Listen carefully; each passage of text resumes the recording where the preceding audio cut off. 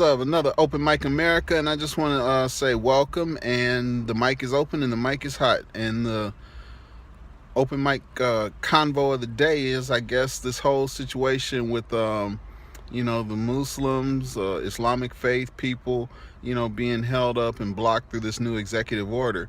But it gets me to thinking, even though I feel empathetic about you all's cause and all those things, it really has me thinking, what if an executive order came down from Donnie Trump that puts our black asses out of America or some crazy shit?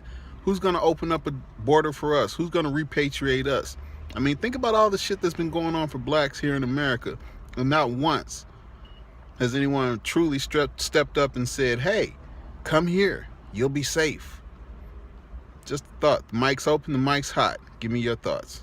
Open Mic America.